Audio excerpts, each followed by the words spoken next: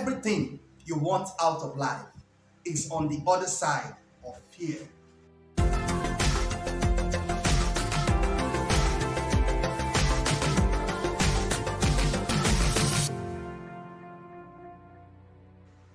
And welcome to Conversations with Ogunshola.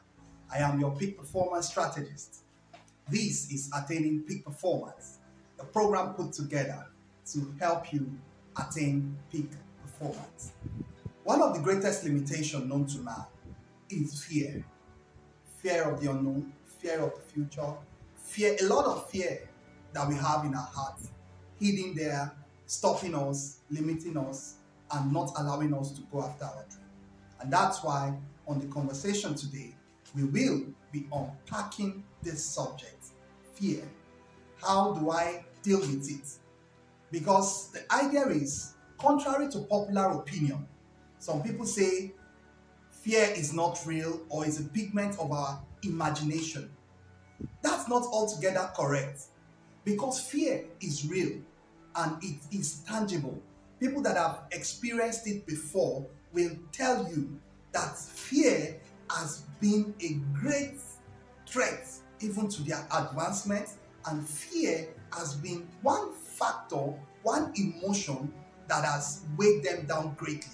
And some people will tell you, despite my fears, I have acted. So what is the idea? There are three relationships you can have with fear. It's either you have mastered fear, it's either you are in the process of mastering fear, or it's either you have allowed fear to stop you. Wherever you are on the pendulum, you are still going to gain value from this content. Please do well to like this video, share this video, and subscribe. And don't forget to tell a friend to do the same. So coming back to our conversation, what is fear? What is fear? In a simple way, we'll just define fear as a coping mechanism that is produced in our amygdala to help us stay alive. So let me give an instance. So let's say we are in a conference hall and from nowhere a wild beast invades the hall. At this point in time, we have had motivational speakers tell us to face our fears. You have had motivational speakers say, fear is false evidence appearing real. But the question is, who is going to face that wild animal in the name of wanting to face his fear? And another question is, the fear you feel that material point in time, is it not real? It is real. What you're going to do when you see that lion, for instance, is to find the quickest exit to get out of that auditorium. Because safety first. Because your amygdala would have communicated to you that there is danger ahead and your heart will be racing, your breath will be fast, and the next thing is you are looking for the quickest exit to get out. So the idea I'm sharing with you is fear is real. But like I said earlier, three relationships you can have with fear. It's either you have mastered it, it's either you are in the process of mastering it, or it has actually stopped you. So regardless of where you are, we can still find a way to have more understanding of this subject and use it to our own advantage, because honestly, that's even the idea. That's the reason for today's content.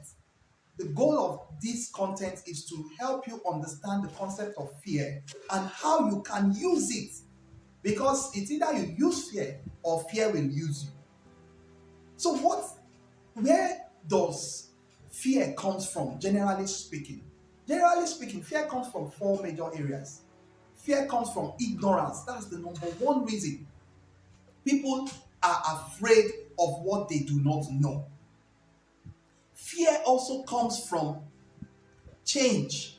When there is a change, people are afraid of change. People are afraid of experiencing new. They'll rather be familiar and work with what they know. Another place that fear comes from is fear comes from uncertainty. That is, there is the idea of the unknown, there is the idea of the future, there is the idea of you don't know what to expect. And lastly, fear comes from attention. Let's say you are in a group setting and you want to ask a question. The moment you raise up your hand to ask a question, all eyes will be zoomed on you. And when all eyes are zoomed on you, at that point in time, a lot of chemical reactions will be happening in your body, particularly if you have not mastered, public speaking, or if you have stage fright or something around that area. You will have a lot of chemical reactions in your belly. There's going to be, you'll be sweating, your hands will be shaking, and all of those emotions will just be happening at a time. These are different sources of fear.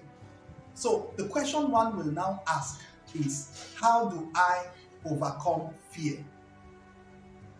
One of the ways you can overcome fear is to use fear and not allow it to use you. In other words, even when you are afraid, you will act with courage.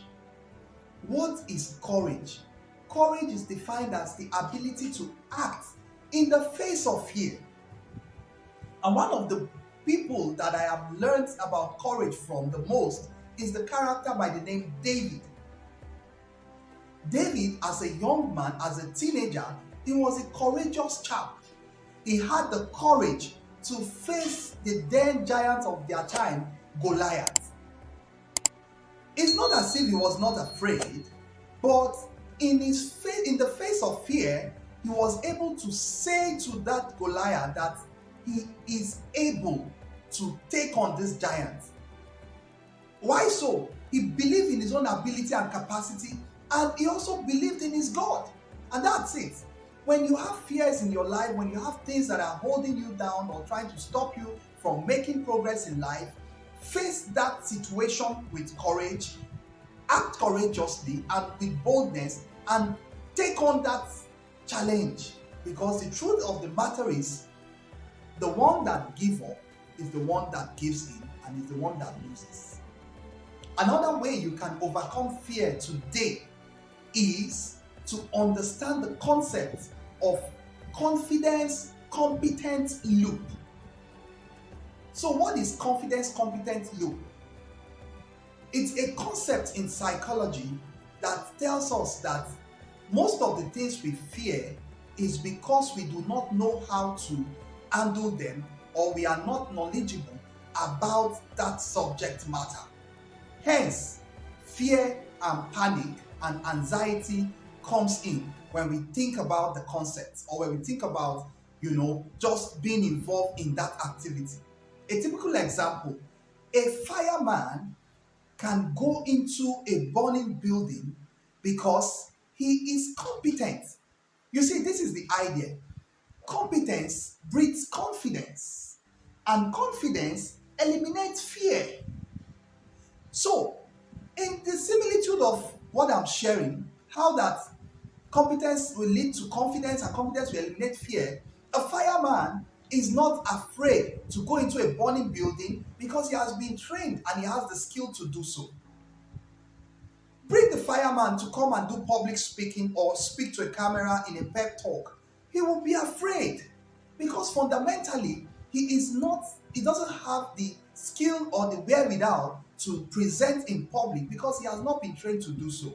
So if you find yourself having fear about the subject, it's probably because you are an ignoramus on that conversation, or you lack the skill or the wherewithal to execute. And the best way you can overcome that fear is to begin to study. Let's say you are in an exam situation or in an interview situation. The best way to overcome that fear of whether you will come out bright in the interview or come out bright in the exam is to put in the hours of study. Put in the hours of study. Get used to all of the materials that you need to study. When you get to a place of competence, you will become confident and the fear will be eliminated. It's part of what we mean. This is part of what we mean when we talk about nature abhorring vacuum. Because the truth of the matter is, nature does not allow emptiness of mind or emptiness of space. Something will always come to fill it. The opposite of fear is faith. That's why I like the school of thought that says fear is simply face everything and rise. Fear, face everything and rise. And somebody else, fear for him is forget everything, and run. Don't allow the latter to be your testimony. Allow the former to be your experience. In other words, face everything in your front and rise, because you have the ability and capacity if you will cultivate the competence needed even to execute.